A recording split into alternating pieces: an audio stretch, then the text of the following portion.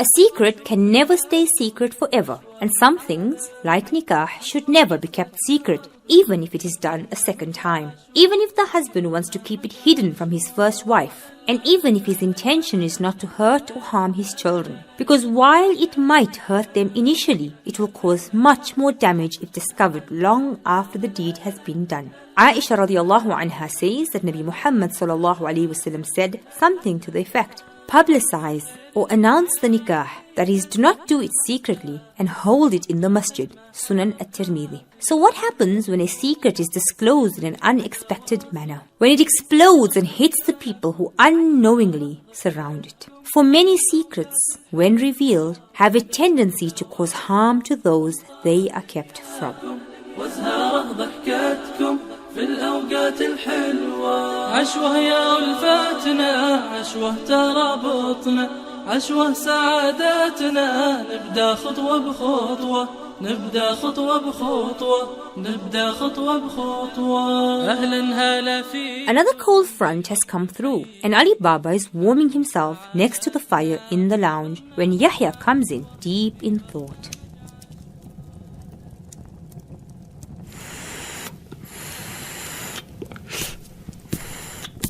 What's up, my boy? You're looking worried. Nana, I was thinking, if Farooq Ghani had 2 wives, how did he manage to keep it a secret for so many years? I mean, Daddy always says that secrets like that have a way of coming out. Your daddy's right, Yahya. But as far as I know, Farooq's secret is still safe. You know, Nana, in Madrasa, we learned that any man with 2 wives has to be very just. Our Maulana even told us that if a man with 2 wives buys a watermelon for each of them, he has to give them each half from one watermelon and half from the second one. That's just in case the one watermelon is sweet and the other isn't. Your Maulana is very sharp, Yahya. A man with 2 wives has to be extremely fair. So, where did this Farhana live, Nana? It must have been far away if nobody knew about her. And how did Farooq manage to visit her all the time? Wouldn't he have to share his time equally between his 2 wives? So many questions, Yahya. But you see, their situation was quite unusual. Farhana had never been married before, and she was a few years older than Farooq. And even though she was a lawyer, she was more book smart than street smart. Farooq wanted to keep his second wife a secret from his first wife and children. So he had a contract drawn up, and Farhana agreed to his terms. In fact, Maulana told him that she was a gem of a woman. She hardly put any demands on Farooq. And because willing to keep his marriage a secret, she didn't mind him not spending much time with her. So, if Maulana Hassan knew both his brothers' wives, did Farooq used to bring both of them to visit him separately? Yes, he would in the beginning, but about 10 years ago, Farooq's first wife Salma and Maulana's wife Maryam had a fallout. Like a fight? Sort of, yes. It was over some petty issue. I can't really remember much about it, but after that, Salma refused to visit Maryam's house, and she didn't allow her children to go there either. And what about Farooq? Well, Farooq would visit occasionally with Farhana and his other son Amaan. But as time went on, he hardly ever took the time to visit his brother. Luckily, Farhana kept up family ties. She would often bring her son Amaan to visit his uncle, but that was a blessing for Maryam and Maulana, since they could not have any children of their own. Do they still visit, Nana? Yes, in fact, I didn't think of it before, but I'll take you to meet Amaan the next time they're here, inshallah. But for now, Yahya, I think you had better finish your homework while I catch up on the news.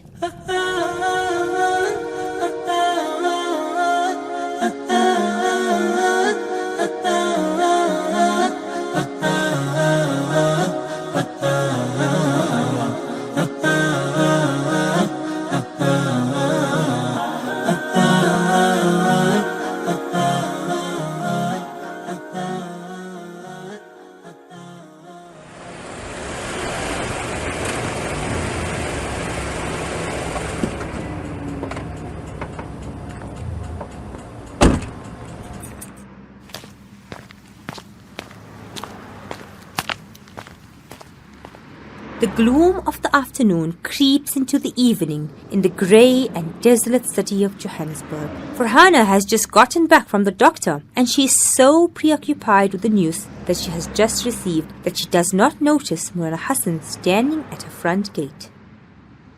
Assalamu alaikum. Walaikum salam, Mulana. Oh, I wasn't expecting you. I just finished with Marissa now and... Did you come with Amaan? I'm surprised he didn't call you in with him. Amaan? No, Farhana. Amaan isn't here. The neighbor heard me and she came out and told me that he hasn't collected the key you left with her. Actually, I came to find out if he's alright. He didn't attend Marissa today. What? He was supposed to be in class. Gee, but he didn't come in at all this afternoon. Farhana, are you okay? Gee?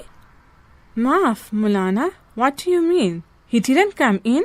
I called him just when school ended and he was on his way to madrasa. He's usually, the first one in class. So I asked some of the other boys if they knew where he was. But I don't know. No one seems to have seen him. Ya Allah!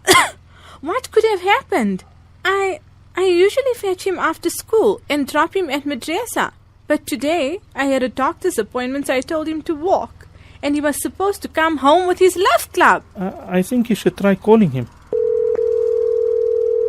Your call has been forwarded to an automatic voice message system. Mulana, his phone is switched off. Oh, ya Allah, where can he be? Farhana, maybe he just got distracted or... I don't know, you know how kids are. Maybe he decided to bunk Marissa today. Mulana, you know Amaan, he would never bunk a class. And if he did, he would be home by now. You're right, Farhana. But then, where can he be? Do you think he maybe went to some friend's house? I don't know. He would tell me if he did. He knows our situation. With Farooq mostly not being around, Maulana, what if he never comes home? What if he got knocked down? Or what if... Shh, Farhana, calm down. We'll find him, inshallah. You don't understand. It's all my fault. I shouldn't have let him walk. Ya Allah, what am I going to tell Farooq? He's going to kill me when he finds out that I let our son walk.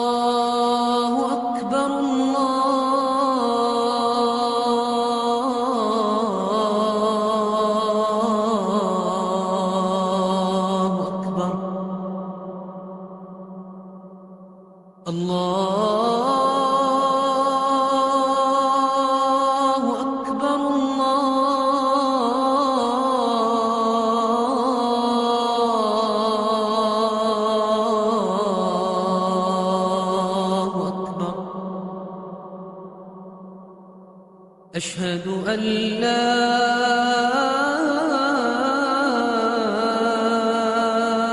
إله إلا الله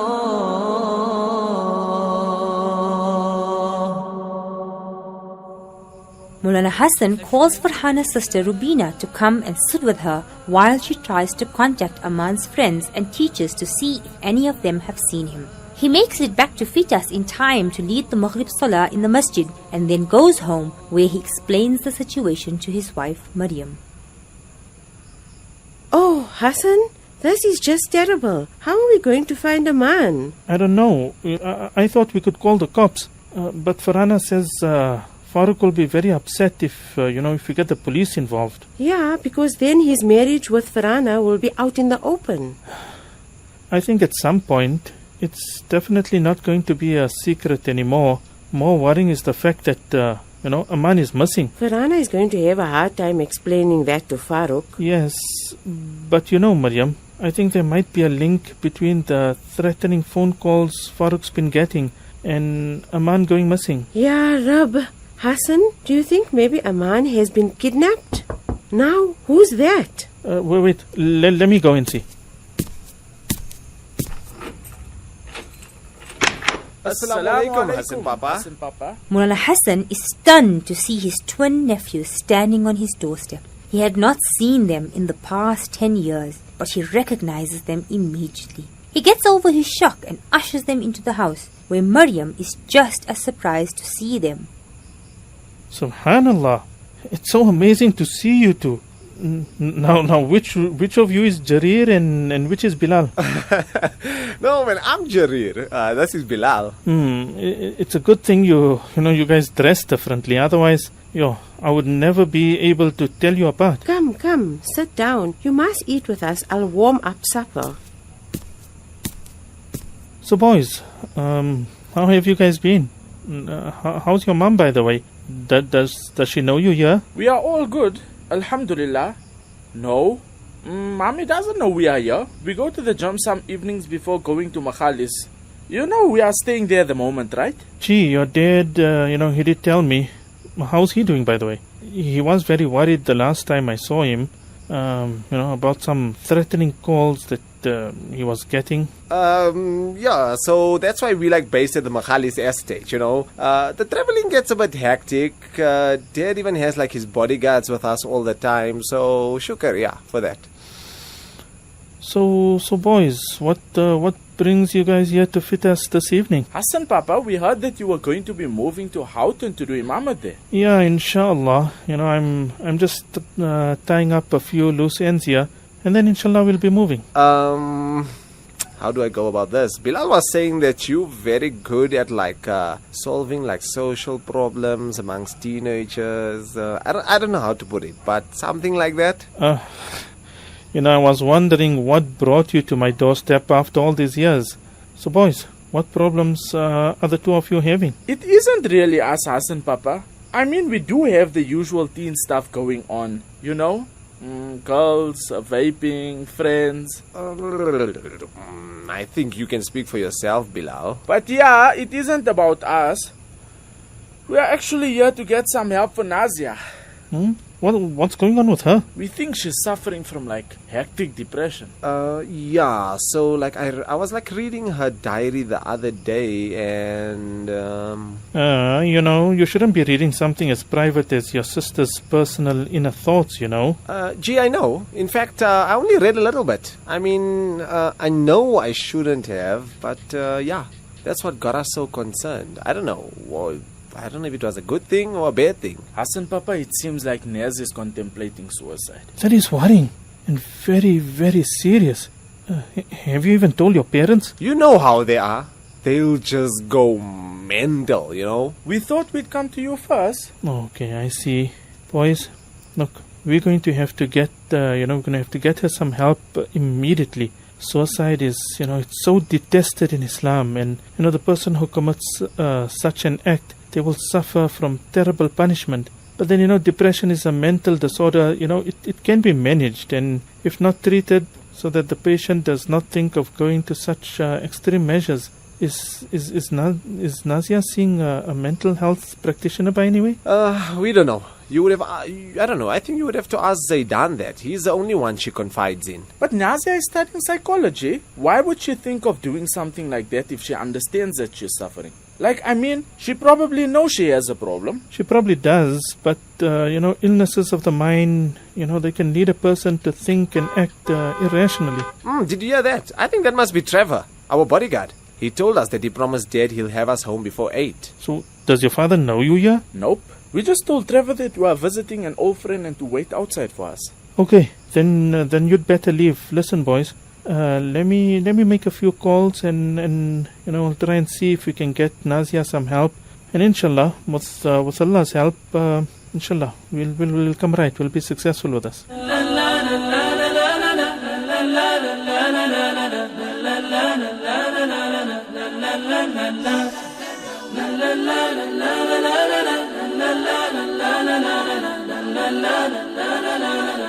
The chill of the evening spreads its icy fingers into the night in the city of Johannesburg, and even in the Magalies Mountains, where it is usually warmer. The cold reaches in. Bilal and Jarir are home after their secret detour to Fietas, and the Ghani family sits down for a late supper.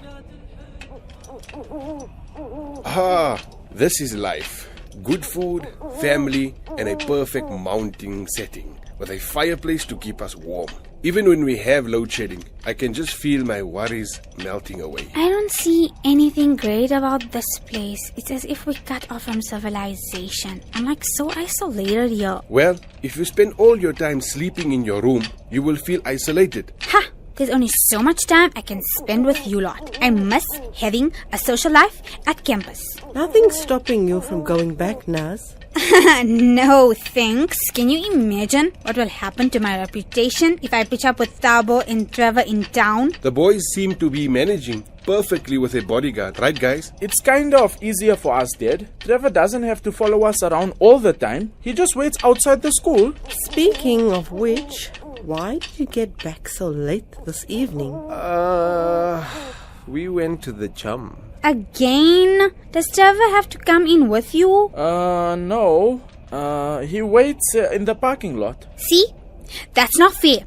Even if I go down to the tiny village shops here in Magalies, one of the goons have to be with me all the time. That's why I'd rather just stay in my room all the time. Nazia, you must understand how serious this threat is. And especially since this guy specifically mentioned you and your mommy. I can't have you going anywhere on your own. It's just too dangerous. Anyway, Zay will be here in a couple of days. Then at least you'll have some company. How is Zaidan? Have you spoken to him? Yes, but I don't know.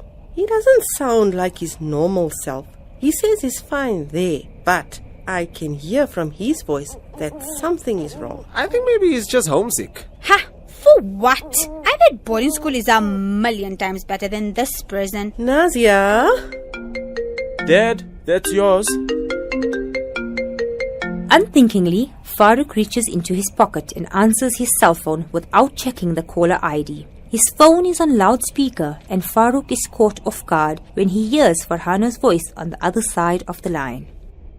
Farooq, it's me. Listen, something's happened to our son, Amaan.